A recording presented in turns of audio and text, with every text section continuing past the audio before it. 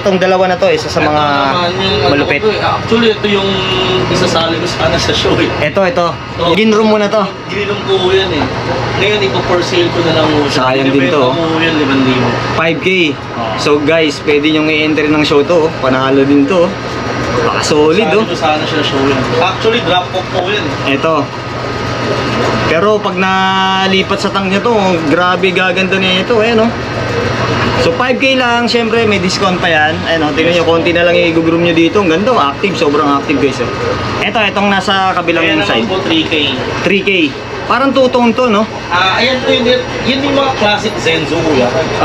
Okay. Mas easy talaga. Ito guys. Yung below yung mukha talaga po.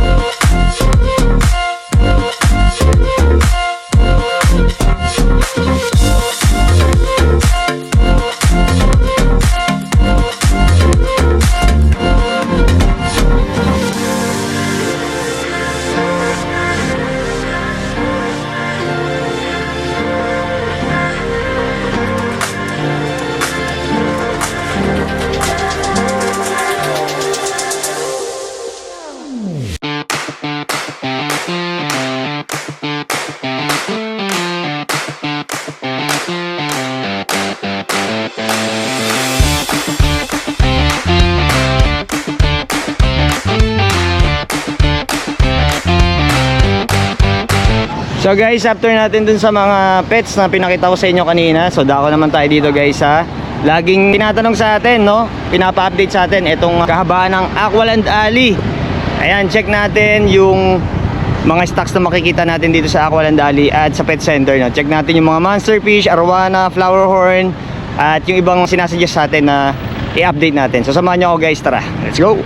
So guys, tara, update tayo ngayon sa Laniding Pet Shop. So pasok tayo. So sa mga nagtatanong regarding sa flower horn, ayan.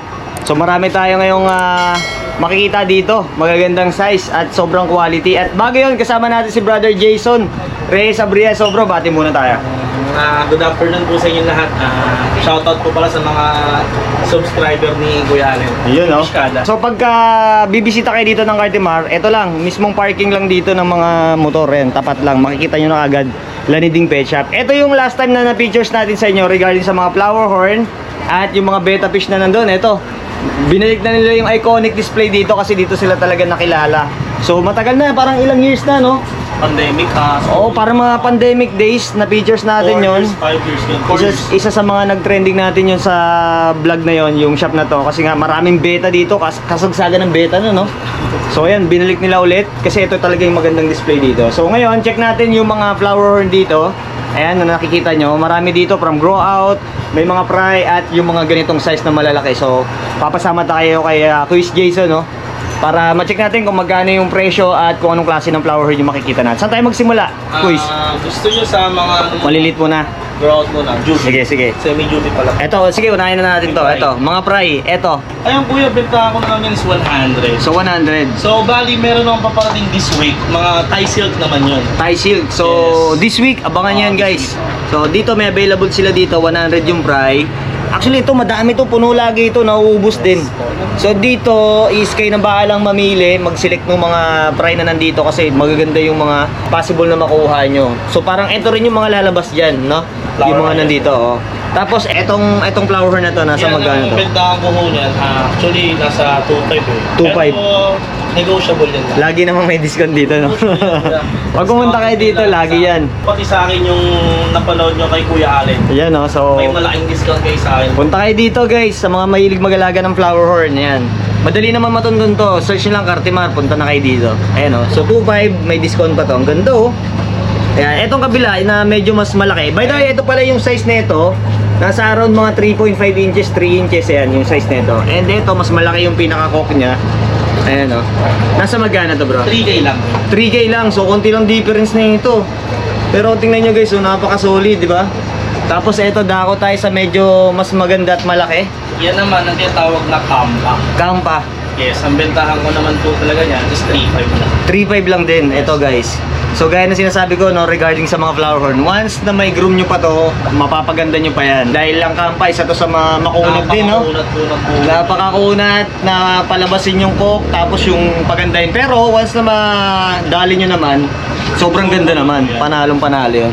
Ito Kuis, nasa magkano to? Ay, ang bentahan ko lang po yan 3K lang. 3K lang ito, guys. So marami kayong pagpipilian dito. Ayan, oh.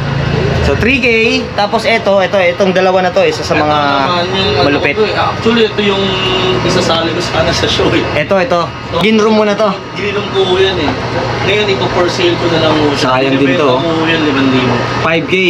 So guys, pwede nyo i-enter ng show to, oh. Panalo din to, oh. Baka solid, oh. Sali ko sana siya show yan. Actually, drop off po yan. Ito. Pero pag nalipat sa tank niya to, grabe gaganda niya ito, ayan, oh. So 5K lang, syempre may discount pa yan. Ayun, oh, tingnan nyo, konti na lang i-groom nyo dito. Ang ganda, active, sobrang active guys, oh. Itong nasa kabilang Kaya naman side. po 3K. 3K. Parang two-tone to, no? Ayan po yun yung mga classic Zenzo kuya. Okay. Mas easy talaga. Ito guys, Yung below yung mukha talaga po. Tapos dito, ito yung mga kamba pa rin to nandito, Yes, no? po. Mga nasa magkano yung price na ito? Ito, binibigay ko lang to 1.5 kuya. 1.5 ito. Ito guys, oh, 1.5. Ito yung mga pang-project nyo, pang-breed.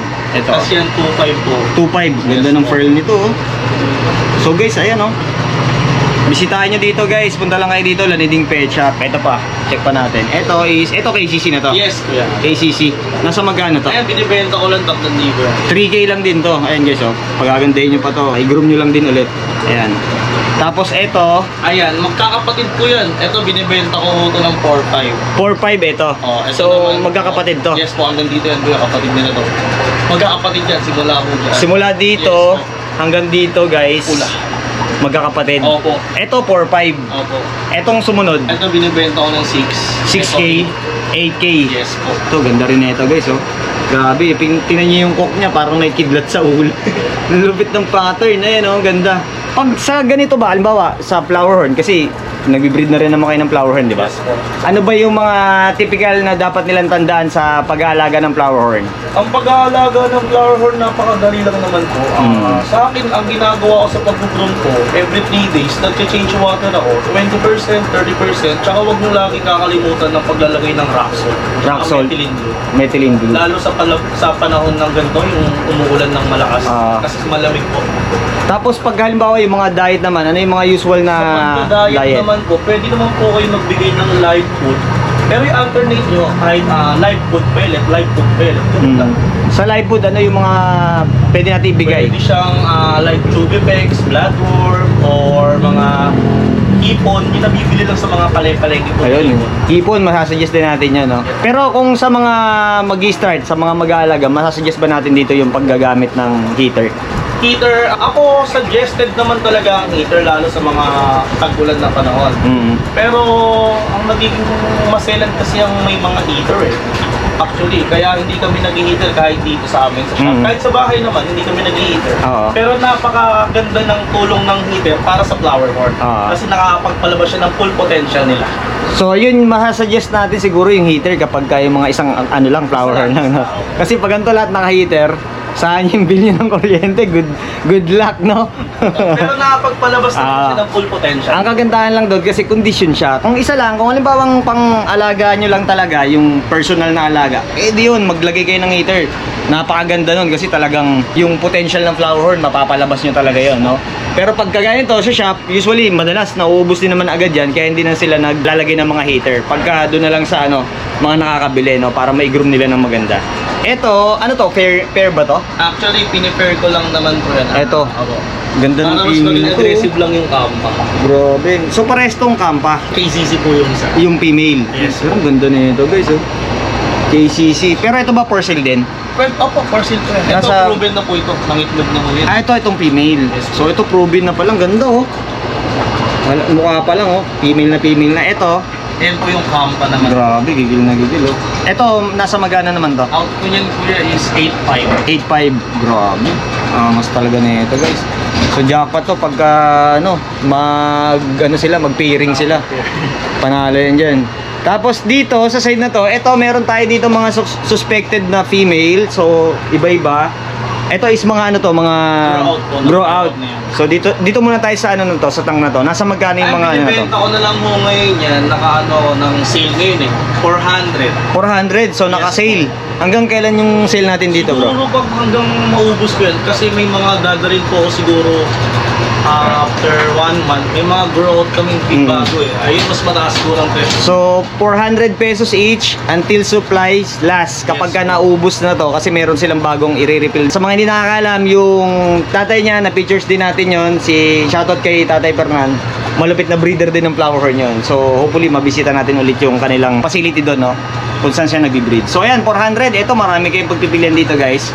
Hanggang dito. Oh, Ayan, 400. Ito, guys, oh. Ito may ulo na to, oh. Ito may ulo na to, guys. Ayan, oh. So nasa around mga 2.5 to 3 inches yung size niya. Yes. Ito same lang din. Opo, Ayan, oh, guys. So marami pala kayong option dito na pagpipilian. Tapos ito, may mga crop na din yung iba. Ito pa, pakita ko sa inyo. So 400 lang. Ayan, oh. meron ako proven female dyan, kuya. Meron dito. Proven to. Ah, ito. Yes. Ganda na ito, oh. Parang ano Actually, siya. i-out ko yan sana ng 1,000. Mm. So ngayon, pwede ko siyang i-out ng 500 para sa mga subscriber niyo. Ayun, oh, 500 lang, guys. Mayroon na kayong sure ball na female. Proven po yan ng itlog na kuya. Proven. So si female pala kahit maliit lang, Yes po, kuya. no? Opo. Nag-iitlog na rin sila, no? Opo.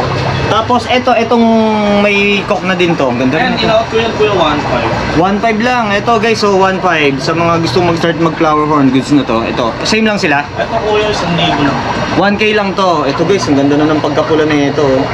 So konting groom lang. Ito sa 400 po. Ang nagustuhan ko dito, guys, tingnan niyo yung pattern ng pinaka ano nyo, pinaka pearl niya, tsaka yung markings nung pagka ano, black dun sa katawan. Ang ganda. Ayan, oh. So 1K, tapos ito is 1.5. Ayan. Etong isa. Kasama yung sa 400 kuya. 400 lang to. Ano, parang may pagka-strawberry to. Ang ganda, oh. Solid. Yan, tapos dako tayo dito sa mga beta natin, guys. Nasa magkano ulit? Ayan, 120 na lang out ko dyan, guys. Lahat ng nandito. Opo. So 120 pesos each. Ano-ano yung mga beta na nandito? Halo-halo yan, kuya. May rose tail, may feather tail, may half on. Iba-iba. Ayan, so may mga iba-ibang klase Pero ng lahat yan, beta. mga long tin talaga. So 120 pesos each. Kayo na lang bahalang bumisita rito para masipat nyo yung mga para masipat nyo yung mga beta fish na nandito. At marami pa tong darating. Abangan nyo yung mga parating nilang beta fish dito kasi magaganda yung nilalabas din nila. Ito pa yung mga ibang klase, guys. So marami kayong pagpipilian dito. Mga possible mga ilang weeks yun bago dumating. Siguro isang linggo na lang. 1 week. Next week, dito na yun. Next week, guys, pagka mapapadayo kayo dito sa Katimar, ayan, makikita nyo may mga bagong stocks dito. Alright? Tapos, ayan, pag pupunta kayo dito, bro, yung number mo na lang para sa mga mag-i-inquire. Yes po. Dalawang number ko na lang na ibibigay. 0953-1744-352. And then, yung isa naman po is 0919-3479-034. Yan, kontakin nyo si Brother Jason para sa mga inquiry kasi nag-accept din siya ng mga order through online at Lala Move.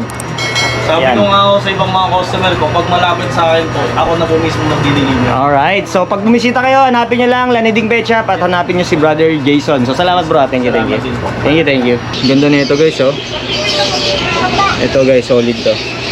Tapos ito, meron tayo ditong blue base crossback. Nasa magana to, ate? 18,000. 18K, ang ganda rin nito, guys. Halos labas na rin yung pinaka niya. Ang ganda ng scale nito. Ayan, oh.